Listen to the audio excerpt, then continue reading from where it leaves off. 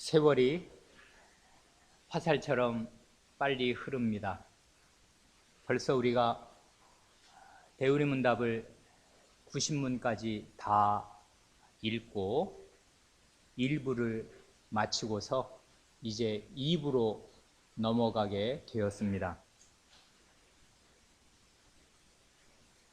우리 교회는 제가 아는 대로는 지난 2014년 12월 3년 전에 제가 조사로 이 교회에 처음 왔을 때 그때 대우리문답을 읽기 시작하였습니다.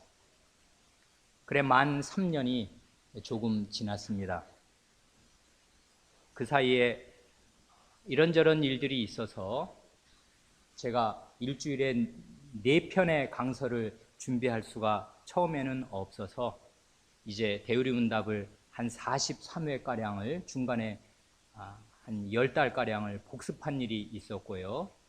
그것까지를 포함해서 이제 3년의 시간이 지났습니다.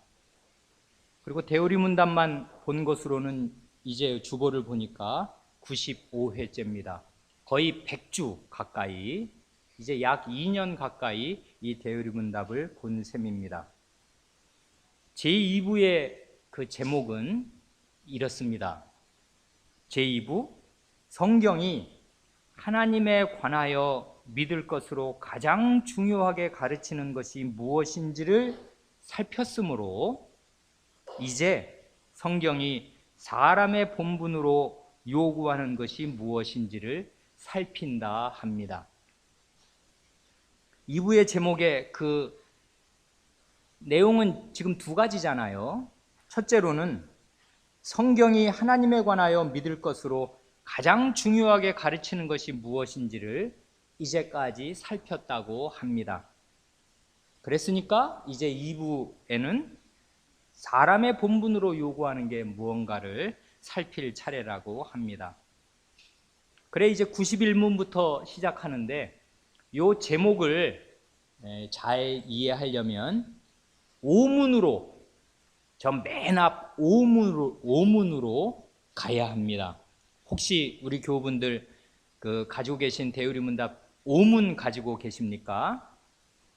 아마 대부분 안 가지고 계실 텐데 가지고 계신 분들은 한번 같이 고백하겠습니다.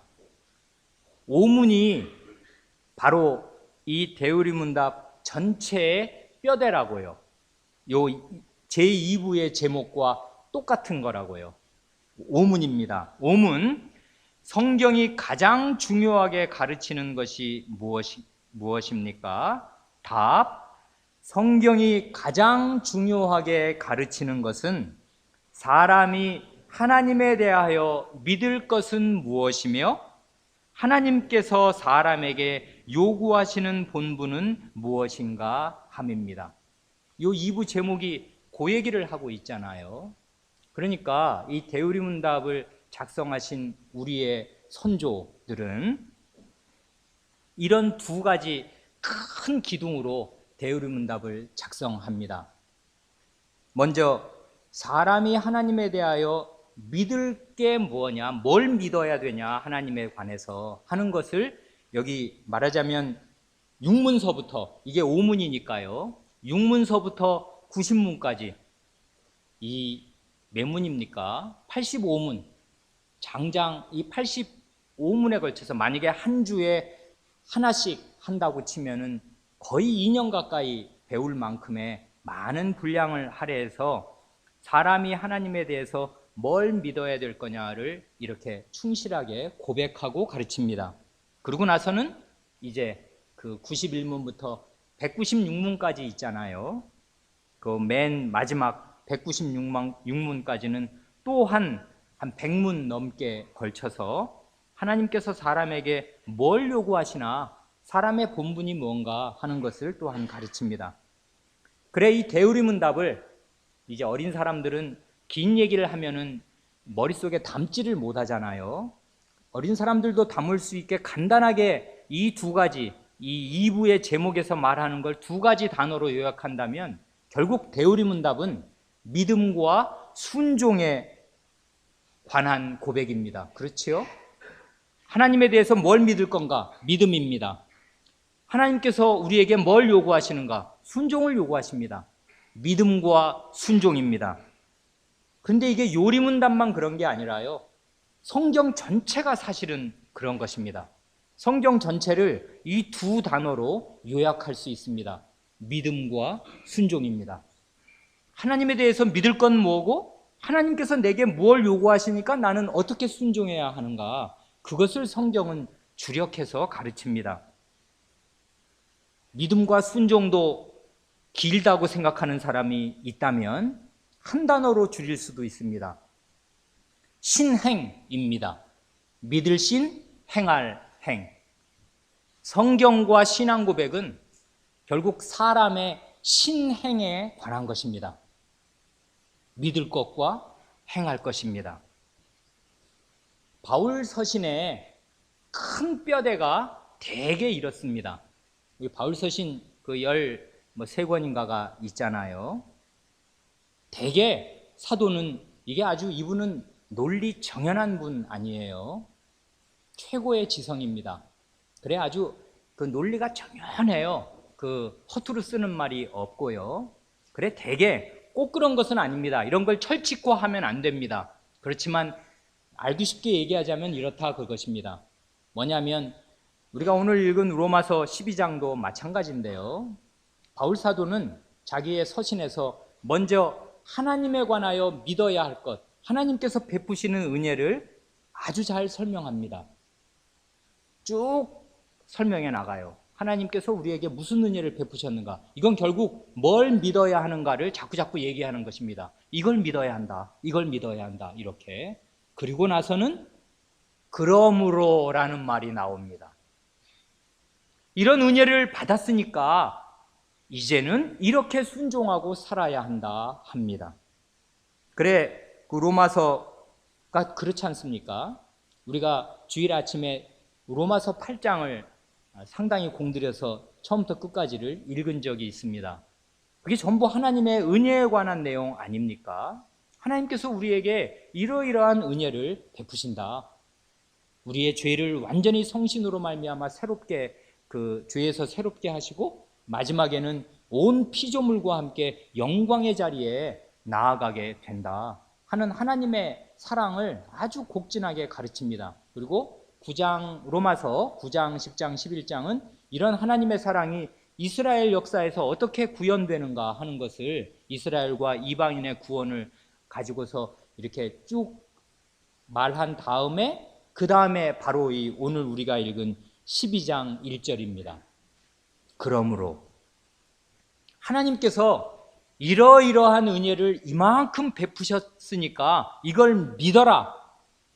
그리고 나서는 믿은 사람답게 이렇게 살아라 하는 뜻으로 말합니다. 뭘 말합니까? 그러므로 형제들아, 이제 바울과 우리는 이 성경의 수신자는 형제입니다. 한 아버지를 모신 형제간입니다. 내가 하나님의 모든 자비하심으로 너희를 권하노니, 그 앞에서 한 모든 내용을 한마디로 말하면 죄인을 불쌍히 여기시는 하나님의 자비입니다. 이게 믿어야 할 거라고요. 로마서 앞부분에서 얘기한 얘기가 바로 이것입니다. 하나님은 죄인을 사랑하시고 불쌍히 여기신다. 하나님의 모든 자비하심이 너희 위에 쏟아졌지 않냐. 그런 걸 내가 이제까지 계속 얘기했지 않냐. 그러니 하나님의 이 자비하심으로 너희를 권한다. 그래, 이제 하라는 겁니다. 뭘 하랍니까? 여기 보면 너희 몸을 하나님이 기뻐하시는 거룩한 산 제사로 드리라. 이는 너희에 드릴 영적 예배니라 합니다. 번역을 살짝 고치면 좋은데요. 먼저 사도는 우리의 몸 전체를 하나님이 기뻐하시는 산 제물, 살아있는 제물입니다. 산 제사는 산 제물이라 뜻입니다. Living sacrifice. 원래 제물은 다 죽여서 드리는 거잖아요. 살아있는 제물을 드리는 경우는 거의 없지 않습니까? 구약에서 제물은 죽여야 됩니다. 근데 우리 몸을 죽이면 어떻게 돼요? 안 되잖아요. 그리고 우리는 이 살아있는 이 몸, 우리의 움직이는 이 몸을 하나님께 살아있는 제물로 드려야 합니다. 먼저 몸을 드리라고 얘기합니다. 마음은 2절에서 나옵니다. 이는 너희에 드릴 영적 예배니라. 이 영적 예배니라는 말이 약간 넌센스입니다. 이 영적이라는 말은 합리적인, 합당한 그런 뜻입니다. 그렇게 고쳐 읽는 것이 원래 뜻에 맞습니다. 이렇게 하는 게 마땅하고 당연하고 합당한 예배다, 그것입니다. 하나님께 드리는 예배는 우리의 몸 전체를 하나님께 살아있는 제물로 드리는 것입니다. 그런 일주일의 삶, 말하자면 6일의 삶이 지속되어야 합니다. 그래야 이 주일 예배가 뜻이 있는 거예요. 우리가 창세기에서도 4장에서도 보지 않습니까? 아벨과 그 제물은 연락하셨으나 할 때 아벨의 제사를 받으시기 전에 아벨이라는 인격을 받으셔야 된다고요.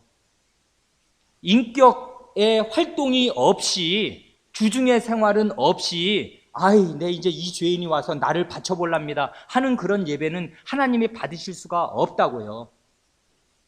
아벨과 그 제사는 받으시나 가인과 그 제사는 받지 않으십니다.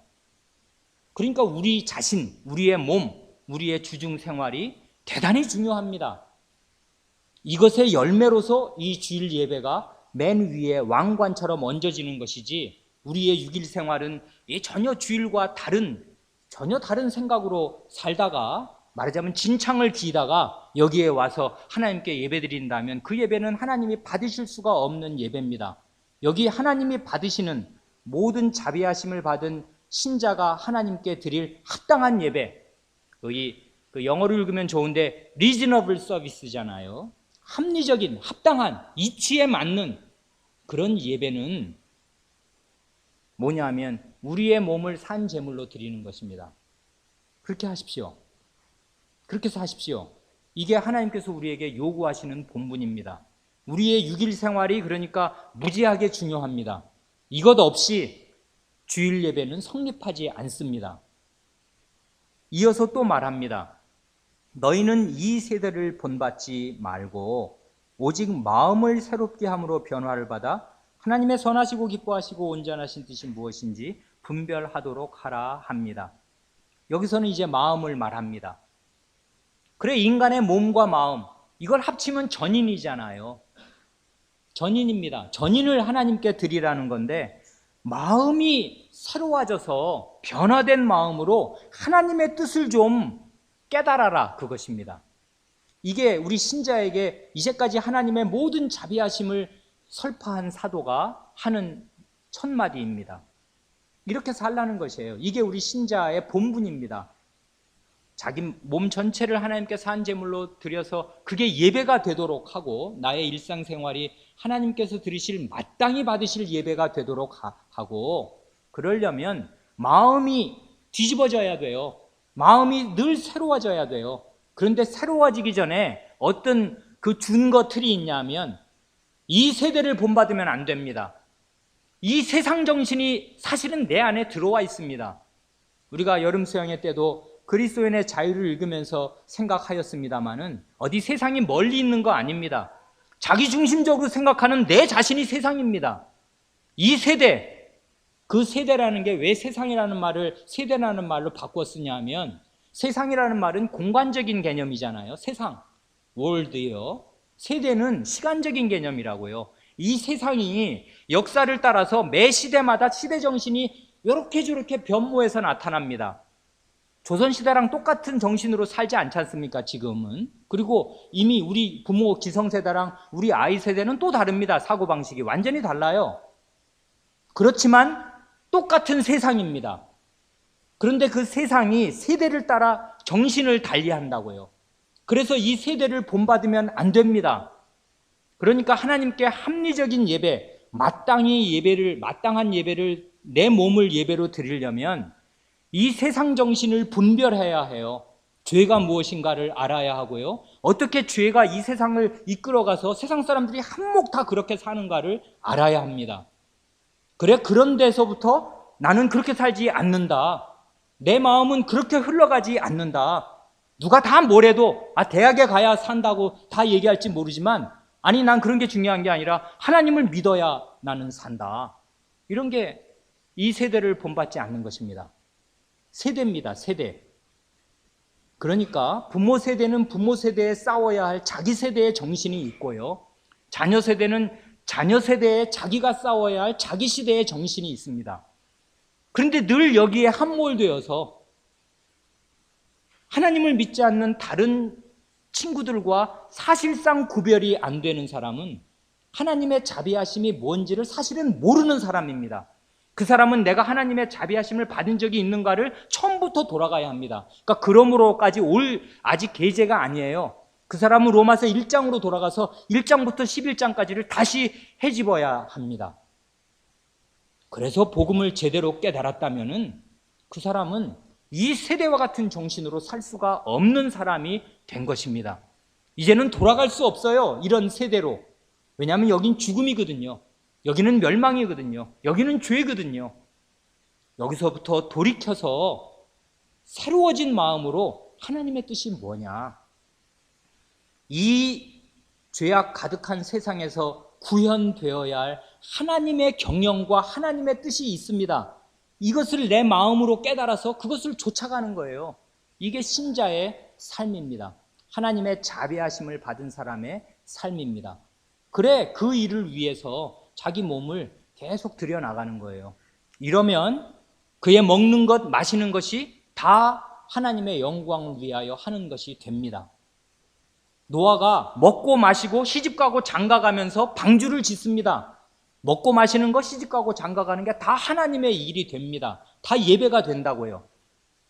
그러나 똑같은 그 일을 하고 살아도 시집가고 장가가고 먹고 마셔도 이런 정신으로 하지 않는 사람은 그것이 망하는 길이 됩니다. 그러잖아요. 내일 홍수인데 오늘까지 먹고 마시고 시집가고 장가간다고요. 당장 멸망이 앞에 닥쳤는데도 모릅니다. 그것을. 왜 그렇습니까? 이 세대의 정신에 함몰되었기 때문에 그렇습니다. 그러니까 이 성경이 가르치는 것은 먼저 이 바울 사도가 늘 그렇게 가르치는데 하나님에 대해서 뭘 믿어야 되냐 이걸 가르칩니다.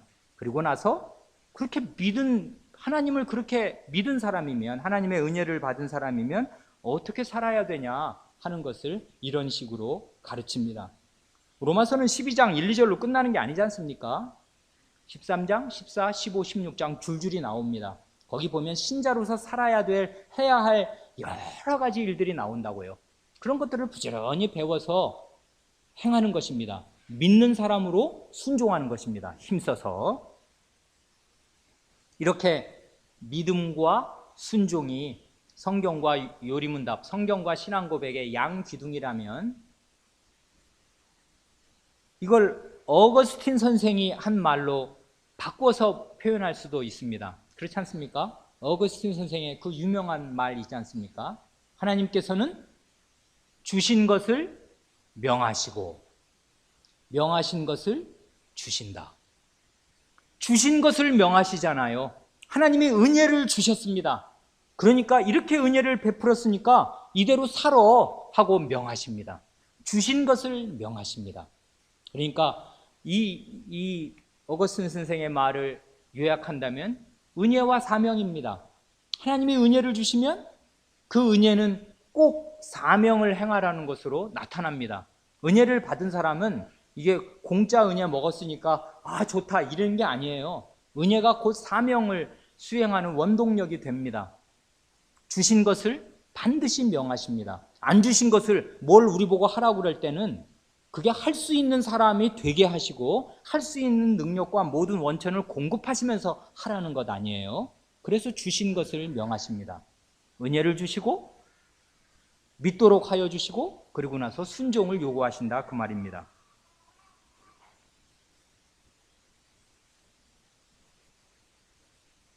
그러니까요.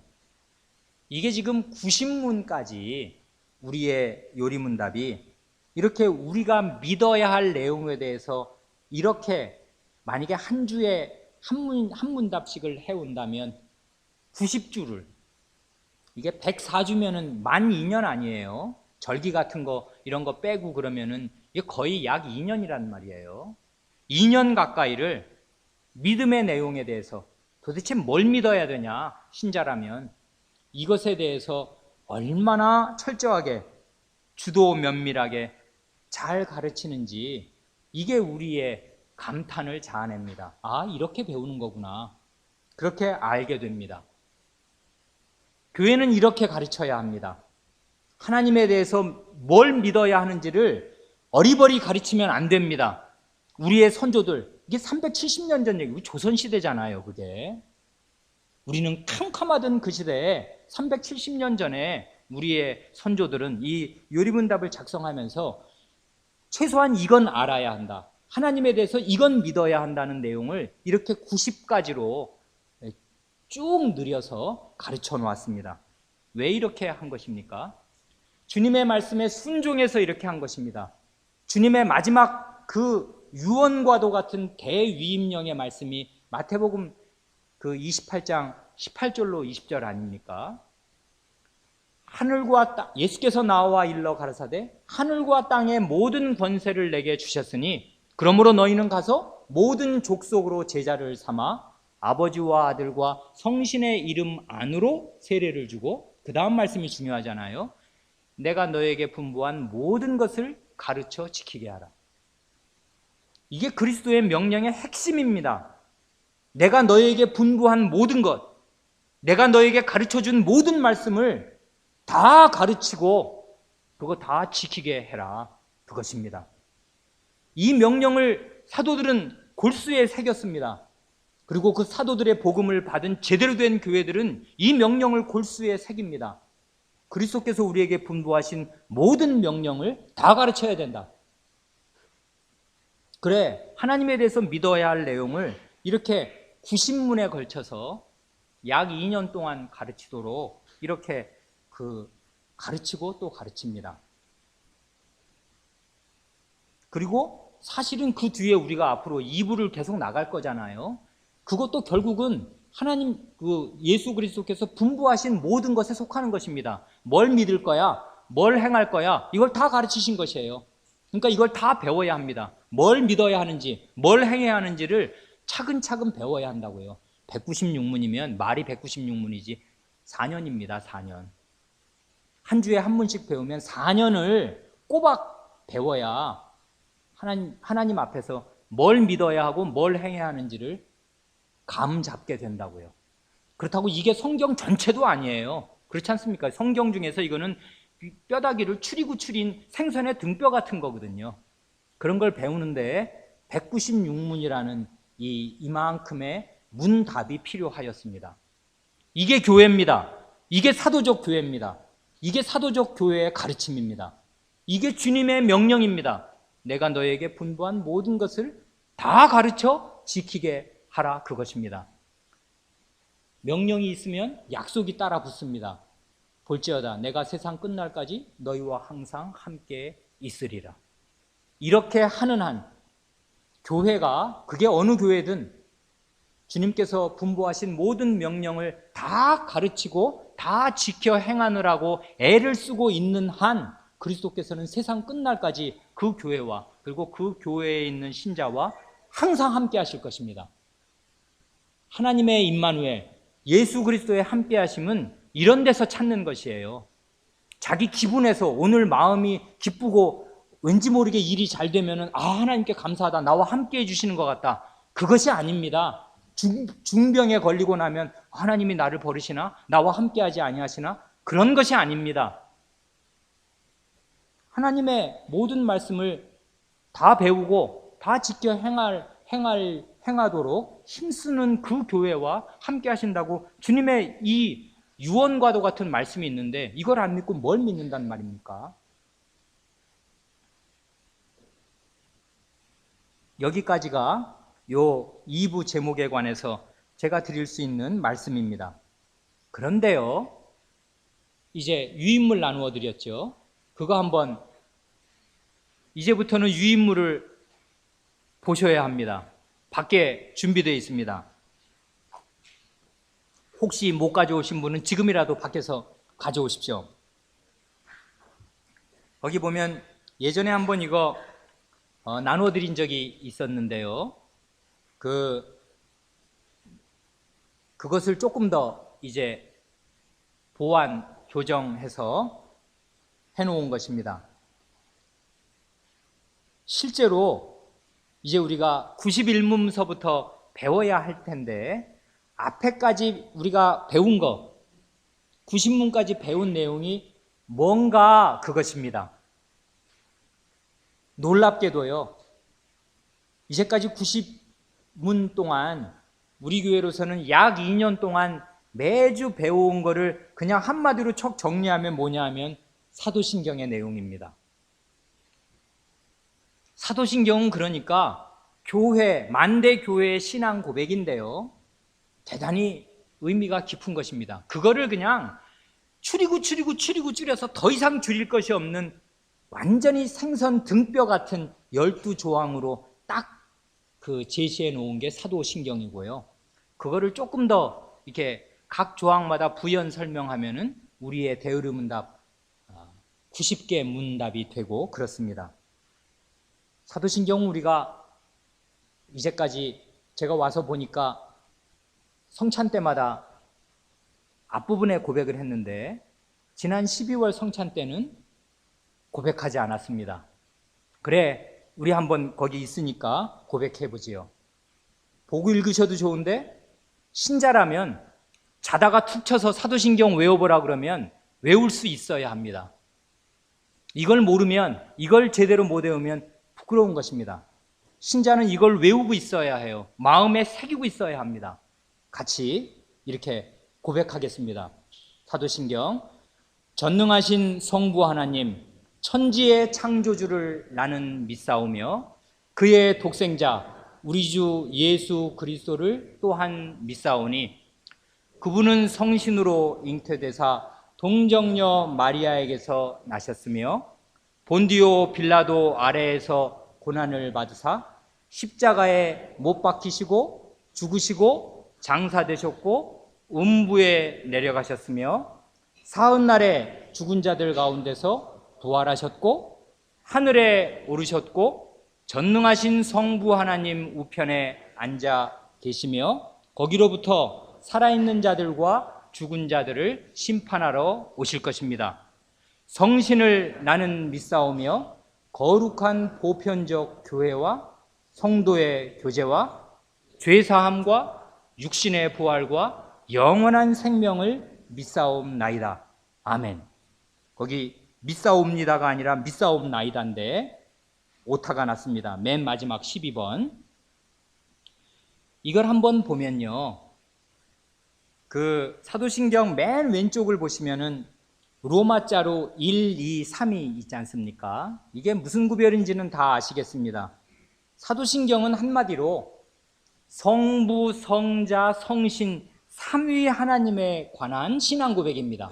삼위 하나님에 대해서 뭘 믿어야 하냐, 삼위 하나님이 누구시고 그분이 무슨 일을 하셨는가를 가장 간단하게 추려서 더 이상 뺄 것이 없이 추려놓은 그 뼈대입니다. 그렇잖아요. 성부, 성자, 성신인데 희한하게요, 이건 아주 희한한 일인데 성부에 관한 고백이 단 한 조항입니다. 1번. 그렇잖아요. 전능하신 성부 하나님, 실제로 하면 전능하신 아버지 하나님, 천지의 창조주를 나는 믿사오며.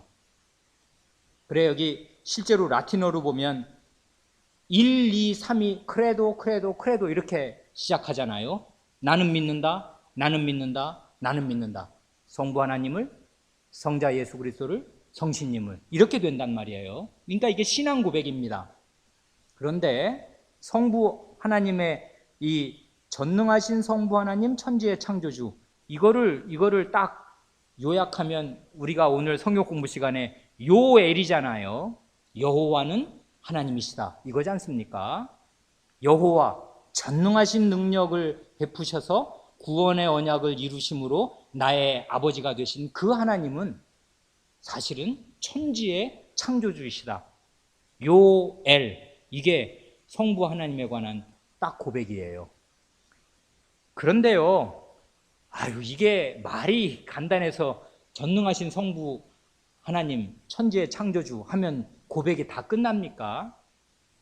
그럴 수는 없는 거 아니에요? 그래, 우리 대우리문답을 보면 거기 1문서부터, 아니, 거기 4문서부터 30문답까지요. 그러죠? 27개 문답에 걸쳐서 뭐 이걸 6문서부터라고 해도 좋습니다. 성경이 뭘 가르칩니까? 믿어야 할 것, 순종해야 할 것 이렇게 가르치니까 그 다음에 이제 성경이 가르치는 내용들을 뭐 6문서부터 쭉 여기 30문까지 가르치거든요. 거의 뭐 7개 문답에 걸쳐서 성부 하나님의 창조, 그리고 섭리하시는 것, 그리고 피조물이 어떻게 타락했는가 하는 것을 요 성부 하나님에 관한 조항에 묶어서 이제 우리 대우리문답은 가르쳤습니다. 그러고 나면은 거기 성자 예수 그리스도에 관한 고백이 2조항부터 7조항까지 6개에 걸쳐서 나오잖아요. 그러니까 사도신경은 전부 12조항인데 절반 6개 조항이 예수 그리스도에게로 할애되잖아요. 그러니까 사도신경을 그냥 전체로 보면 12조항 중에 성부 하나님 한 조항 빼고 나면 11개 남는데 11개 중에서 6개는 예수 그리스도에게 할애되고 5개는 성신에게 할애됩니다. 뭘 말하겠습니까? 성부 하나님께서 성자와 성신을 통해서 우리에게 어떤 은혜를 베푸시는가 하는 게 사도신경 전체의 뼈대입니다. 그렇죠? 성자를 통해서 이런 은혜를 베푸신다. 성신을 통해서 이런 은혜를 베푸신다. 성자를 통해서 6가지, 성신을 통해서 말하자면 5가지. 이런 방식으로 우리에게 하나님의 은혜를 믿을 내용을 전합니다.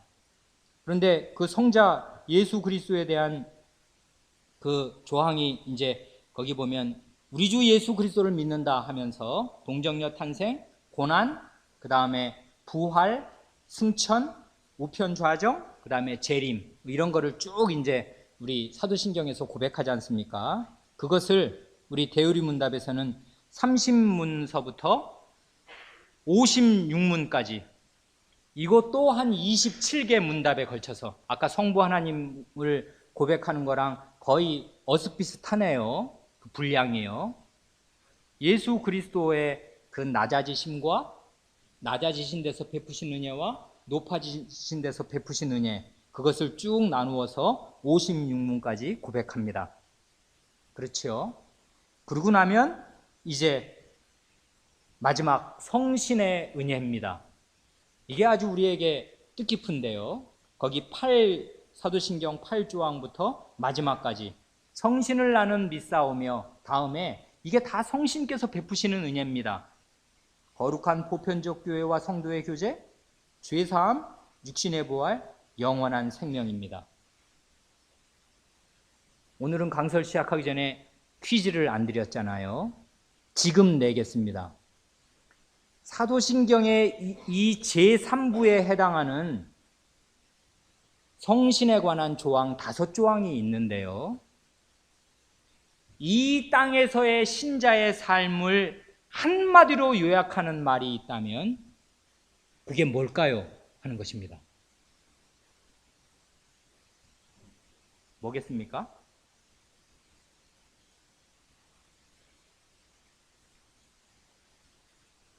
감이 안 오시는가 봐요. 성신을 고백할 때 제일 처음에 고백하는 게 거룩한 보편적 교회와 성도의 교제입니다. 성신의 은혜는 교회를 통해서 교회 안에서 옵니다. 이 거룩한 보편적 교회와 성도의 교제는 같은 개념이에요. 그래서 한 줄에 나란히 들어갑니다. 2개가 아니라고요. 교회는 곧 성도의 교제고 성도의 교제는 곧 거룩한 보편적 교회입니다. 성신의 은혜는 교회 안에서 베풀어지는데요. 그러니까 이게 순서가 아주 중요한데요. 거기 보면 죄사함이 먼저 오는 것 같지 않습니까? 우리의 개인주의적인 생각은 늘 그렇습니다. 어디서 전도받았어. 복음을 믿었어. 죄사함 받았어. 그러고 나서 어느 교회 다닐 만한가 찾아봐야지. 천만의 말씀입니다. 사도신경은 그렇게 고백하지 않습니다. 거룩한 보편적 성신의 은혜가 먼저 있고요. 그 전에 당연히 성부 하나님과 성자 예수 그리스도의 그 만극한 은혜들이 쏟아져 내려오고 그 은혜를 우리에게 전달하시는 성신의 은혜가 먼저 계시며 그 성신께서는 교회를 통해서 일하십니다. 교회를 통해서 복음을 전하셔요. 그래서 교회가 먼저고 죄사함이 나중입니다. 이게 정당한 순서예요. 어디서 길거리에서 죄사함, 이제 복음 어디서 믿어가지고 죄사함 받은 다음에 교회를 찾아 나서는 것이 아닙니다. 그 사람이 듣게 된 복음은 어디서 나온 거냐면 교회에서 나온 거예요.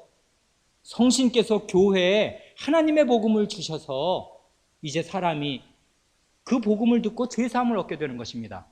순서가 이런 것이고요. 거룩한 보편적 교회와 성도의 교제가 먼저이고 그 다음에 죄사함을 받습니다. 그리고 이제 기독교는 부활의 종교잖아요. 이 몸의 부활이 굉장히 중요하다고요. 이게 빠지면 안 됩니다. 우리의 할머니들, 우리의 할아버지들이 놓쳤던 신앙의 중요한 것이 바로 이것입니다. 그분들은 예수 천당이라고 믿었거든요. 예수 믿으면 꼬르륵 하고 영원히 천당으로 간다. 육신의 부활에 대해서 그렇게 심각하게 생각하지 않았습니다. 그냥 이 괴로운 세상 빨리 지나가서 낙원에 들어갔으면 좋겠다. 나사로처럼 예를 들면 저기 어디 예수님 우편에 한편에 그 같이 십자가에 달렸던 강도처럼 내가 오늘 나와 함께 낙원에 있으리라. 그 천당 거기 갔으면 좋겠다. 이걸 기독교의 최종 목표로 생각하는 사람들이 많았습니다. 교회에서 그렇게 가르치기도 했고요. 그것이 아닙니다. 참된 기독교는 육신의 부활이라고요. 그리스도의 영광스러운 몸을 입는다. 누가? 내가. 하나님을 믿는 내가, 예수 그리스도와 성신을 믿는 내가 그 부활의 몸이 내게 떨어진다 하는 것을 믿는 것이 기독교입니다. 죽어서 영혼이 꼬르륵 하고 낙원에 들어가는 것을 기독교의 전부라고 생각하면 완전한 오산입니다. 이 사도신경은 그런 걸 가르쳐요. 그리고 그 다음부터는 그 부활의 몸을 입고 영원한 생명, 영원히 복과 기쁨이 가득한 그 생명을 누리는 것입니다. 아까 질문이 살아있지 않습니까? 그렇다면 우리의 사도신경은 신자가 이 땅에서 사는 삶, 사실은 이게 우리한테는 영혼의 관점으로 볼 때야 이게 잠깐일지 몰라도 우리들이 이 지지고 볶고 사는 이 땅에서의 삶, 이게 우리한테 가장 중요하고 전부잖아요. 인생이라 그러면 이걸 말하는 거잖아요. 이것을 전체를 한마디로 사도신경은 뭐로 얘기하냐고요? 뭐라고 얘기합니까? 죄사함입니다. 죄사함이라고요. 그러니까 죄사함은요 결코 간단한 얘기가 아니에요. 우리의 예수 믿고 난 그때부터 이 땅에서 잠들 때까지의 모든 우리의 신자로서의 생활을 한마디로 요약하면 사도신경은 죄사함으로 요약합니다. 죄는 징그러운 것입니다. 우리를 끝까지 따라다니고요. 우리를 끝까지 얽어매요. 그래서 이 죄를 알지 않으면 복음을 피상적으로 알 수밖에 없어요. 사도신경이 이렇게 고백합니다. 그래, 우리의 대의문답은 거기 67문부터 83문까지 요 죄사함에 해당하는 내용을 이런 방식으로 구구절절 가르쳐 왔지 않습니까? 우리가 그걸 봤잖아요. 거기 그 67문부터 83문이면은 그게 17개 문답입니다. 말하자면은 그게 한 주에 하나씩 한다 그러면은 4,4,16 넉 달을 넘게 죄사함에 대해서만 출창 가르치고 배우는 것입니다. 그 내용이 무엇입니까? 거기 보면 효력 있는 부르심, 하나님께서 이 죄인들 가운데 이 죄를 사해 주실 사람을 영원 전부터 효력을 발휘하는 부르심으로 그를 불러내신다. 아무개야, 홍길동 하고 이름을 딱 불러내신다 그 말입니다. 그 효력 있는 부르심이잖아요. 그러고 나면은 그 사람에게 그 사람을 의롭다고 하십니다. 이건 놀라운 일이지 않습니까? 이건 죄사함을 당연히 전제로 하면서 죄사함보다 더 적극적인 이 은혜지 않습니까? 죄사함은 이미 너 죄 지은 거 용서해 줄게, 책임 안 물을게 하는 게 죄사함이라면, 이 의롭다 하심은 너는 이제까지 태어나서 지금까지 의만 행한 사람이야 라고 인정해 주는 게 칭의잖아요. 의롭다 하심. 이건 대단히 놀라운 거지 않습니까? 그리스도 없이 이런 게, 그리스도와 성신이 없이 어떻게 죄인에게 이런 은혜가 온단 말입니까? 그러니까 그리스도께서 그 앞에서 무슨 일을 하셨나? 왜 동정녀의 뱃속에서 태어나셨나? 엄마 뱃속에서 있는 나의 죄를 덮어주시고 죽을 때까지의 나의 죄를 덮어주시려고 그리스도께서 정말 뱃속에 태어났을 때부터 죽을 때까지 온전히 그의 일생이 나의 죄를 다 덮기 위한 일생이었습니다. 그래 동정녀 탄생부터 다시 오시는 그날까지 그리스도께서 하신 모든 일이 나의 죄사함을 위한 은혜가 됩니다. 나의 의롭다 하심을 위한 은혜가 됩니다. 이걸 어떻게 얻냐 하면 의롭다 하심을 얻는 믿음으로 얻습니다. 이렇게 해주시는 하나님의 말씀을 믿어야 된다고요. 그리스도께서 아무리 해주셨어도 안 믿어? 그 사람은 구원 못 받습니다. 믿어야 돼요. 이걸 의지하라고요. 그래 믿음입니다. 그런 사람을 하나님께서 영광스럽게 너는 내 아들이야, 내 딸이야 삼아주십니다. 양자로 삼으십니다. 그런 사람을 성화의 길로 이끄십니다. 거룩하게 하심입니다. 이게 뭡니까? 이게 죄사함이라고요. 죄의 형벌로부터 그를 구원해 주시는 게 칭의, 의롭다 하심이라면은, 이 거룩하게 하심은 죄의 권세, 죄의 세력으로부터 그를 건져주시는 거지 않습니까? 그 지긋지긋하게 족쇄처럼 나를 붙들고 있는 죄의 세력으로부터 신자는 점점 노임을 받아야 마땅하고 그렇게 하도록 하나님의 은혜를 베푸십니다. 이게 성화의 은혜입니다. 거룩하게 하심. 그러지 않습니까? 거룩하게 하심입니다. 결국 이게 죄사함이랑 관련된다고요. 이걸 사도신경은 단 한마디로 아싸라게, 정말, 그리고 정신이 확 들게 죄사함이라는 한마디로 딱 고백하고 넘어갑니다. 그러니까 그 말의 무게와 깊이를 마음에 담아야 해요. 사도신경을 고백할 때는 죄사함, 그러면 이게 예수 믿기 전부터 예수 믿고 나서 눈 감을 때까지의 나의 일생을 포괄하는 말이구나. 죄사함이라는 말이. 나는 죄의 형벌로부터도 구원을 받아야 할 뿐 아니라, 받았을 뿐 아니라 죄의 권세, 죄의 세력으로부터 구원을 받아야 하는 존재구나. 그게 죄의 세력으로부터 구원을 받지 않는다면은 그가 죄의 형벌로부터 구원받은 것을 입증할 도리가 없습니다. 거룩한 삶을 살지 않는 사람, 형제를 사랑하지 않는 사람은 그의 옛 죄의 깨끗게 하심을 잊어버린 사람입니다. 모든 사람과 더불어 거룩함과 화평함을 좇지 않으면 주를 보지 못할 것입니다. 그런 거라고요. 그러니까 이 거룩하게 하시는 은혜가 중요한데, 그 다음 대단한 매력이 생명에 이르는 회개 아니었습니까? 아니, 회개가 저 앞에 붙어야 될 것 같잖아요. 근데 대우리문답은 소유리문답과 다릅니다. 회개를 뒤에 붙여놨어요. 왜 그렇습니까? 신자의 일생은 죄를 회개하는 일생이거든요. 거룩하게 하심은, 이 성화의 은혜는 자기 죄를 알고 참되게 회개하는 데서 이루어집니다. 그래서 회개가 맨 뒤에 나와요. 보통은 왜 회개하고 죄사함 받는다는 거 아니에요? 그러고 나면 회개는 빠이빠이죠. 나는 왜 회개했거든? 죄사함 다 받았거든? 대우리문답을 공부한 사람은 그게 아닙니다. 회개? 평생에 걸친 회개입니다. 평생 죄를 씻고 버리고 돌이키고 돌이키는 것이에요. 회개라는 말이 돌이켜서 고치는 거잖아요. 마음을 고쳐먹는 것입니다. 고쳐야 돼요. 주님의 말씀을 믿고 의지하고 자기의 죄된 자아를 부인하고 그리스도께로 계속 가야 합니다. 그게 생명에 이르는 회개라고요. 그런 게 다 죄사함이라는 주제에 쌓여 있습니다.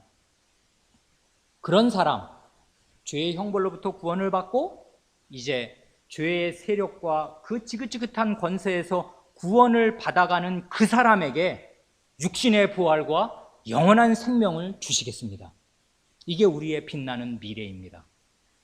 이걸 굳이 죄와 연결시켜서 표현한다면 아예 죄된 존재 자체로부터 우리를 이제 구원해 주시는 것입니다. 그러니까 죄는 처음부터 끝까지 따라다니는 것입니다. 죄의 형벌로부터의 구원이요, 죄의 세력으로부터의 구원이며 죄된 존재로부터의 구원이 우리가 받는 구원입니다. 그래 육신의 부활과 영원한 생명은 사실은 맨 마지막 때에 그리스도께서 다시 오실 때 오는 거지 않습니까? 심지어 우리가 이 땅에서 눈을 감는다 해도 그것은 우리의 영혼이 즉시 거룩하게 되어 주님 앞에 가지만 육신의 부활을 아직 입는 건 아니잖아요. 그건 잠정적인 상태로 낙원에 가 있는 상태고, 진짜 구원은 이 육신의 부활의 몸을 입어야 진짜 구원이라고요. 그런 의미에서 우리는 이미 죄로부터 구원을 받았지만 아직 그 영광스러운 완성의 구원은 못 받은 사람들입니다. 기다리고 있어요. 그러니까 우리의 이 인생길에 잠정적인 성격이 있습니다. 이중적인 성격이 있다고요. 구원은 받았는데 아직 못 받은. 이게 말장난 같고 이게 모순 같지만 모순이 아닙니다. 신자는 이 모순을 이해하는 사람이에요. 나는 이미 구원받은 하나님의 자녀가 틀림이 없어. 근데 나는 여전히 아직 완전히 구원받지는 못했어. 나는 죄사함 받았어. 그런데 아직 나는 여전히 죄의 세력이 나를 붙들어 매고 있고 난 여기서 벗어나야 해. 그런데 이런 그리스도의 은혜와 성신의 은혜를 힘입어 이런 삶을 살면 마침내는 이 죄된 존재로부터 나를 완전히 벗겨주실 거야. 그게 하나님의 약속이야. 이것입니다. 이 전체를 요약하면 이게 사도신경이잖아요. 그런데 이거를 90문에 걸쳐서 조단 요렇게 저렇게 계속 이 요리문답은 가르쳐 온 것입니다. 이게 그리스도의 교회입니다. 이게 370년 전의 교회입니다. 하나님의 교회는 하나님의 복음을 이런 식으로 가르쳐야 해요. 어설프게 예수 믿으면 다 당신 죄 용서돼요. 다 용서받았죠? 당신 천당 갔어요. 나가서 전도하세요. 이게 아닙니다. 그게 아니라고요. 복음이 그렇게 간단하게 끝나지 않아요. 두 글자로 끝나지 않는다고요. 죄사함이라는 말이 그렇게 간단하게 끝나지 않습니다. 죄가 얼마나 무서운데 그렇게 간단하게 끝나나요? 하나님의 말씀을 배우고 모든 말씀을 다 배워야 합니다. 그래야 죄의 깊이를 알아요. 그래야 자기 속에 뭐가 들어있는지를 알아요. 그래야 자기를 미워하게 됩니다. 자기를 부인하게 됩니다. 이게 끔찍한 게 내 속에 화해할 수 없는 원수가 내 안에 들었구나 하는 것을 알게 됩니다. 그래서 그걸 미워하고 버릴 마음을 품게 된다고요. 복음을 알아야, 죄를 알아야 참되게 회개하게 됩니다. 그래, 이것이 우리가 지난 2년 가까이 95번에 걸쳐서 94번까지 이제까지 보아온 것들입니다. 그래, 주님께서 우리에게 이런 기회를 주신 것 감사드리고 앞으로 계속 은혜를 베풀어 주시면 이제 91문서부터 이제 이 요리문답을 계속 한 문 한 문 배워나가면서 이런 은혜를 받은 사람으로서 하나님 앞에 어떤 감사를 표시하고 살며 어떤 순종을 바쳐야 마땅한지를 이제 배워갈 수 있기를 바랍니다. 91문 같이 한번 고백하고 마치겠습니다. 91문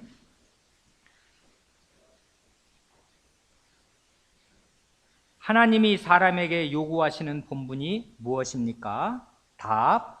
하나님이 사람에게 요구하시는 본분은 그분이 나타내 보이신 뜻에 순종하는 것입니다. 아닙니까?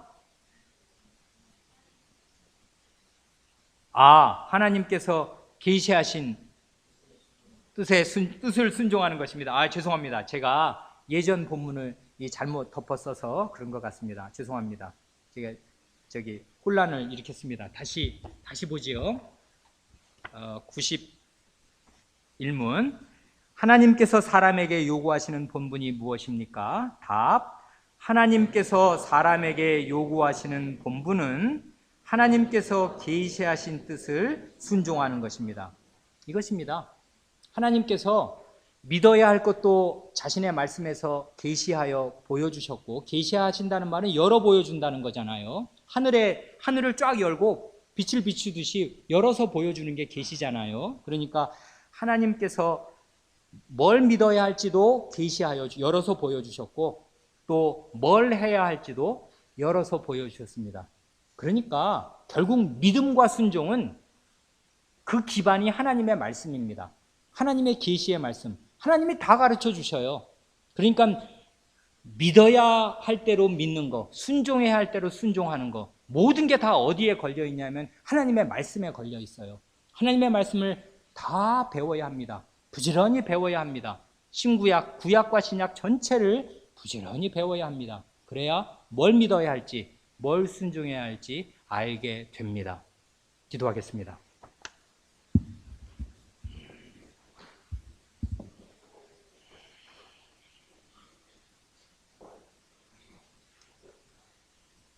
하나님 아버지, 저희에게 이와 같이 복된 저희를 앞서간 선조들을 주시고 그들이 하나님 앞에서 하나님의 말씀을 근실하게 읽고 연구하며 탐구하고 공부하여서 이렇게 아름다운 언어로 자기 시대에서 자기 세대를 본받지 않고 하나님을 믿는 정순한 믿음을 고백하여 이렇게 신앙 고백서로 요리 문답서로 유산으로 남겨줄 수 있게 하여 주신 것을 감사드리옵니다. 370년의 전의 교회가 저희와 바로 있사오며 그 교회의 가르침이 저희 마음을 흐르게 되오니 하나님 아버지께서 저희의 마음을 더욱 열어주셔서 저희의 부여조들이 어떤 신앙으로, 어떤 바른 신앙으로 살았는지를 궁구하여 탐구할 수 있게 하시고 이 요리문답을 징검다리로 하여서 하나님의 모든 말씀, 구약과 신약의 모든 말씀이 무엇을 가르치려 하시는지를 힘써 배울 수 있게 하여 주시옵소서.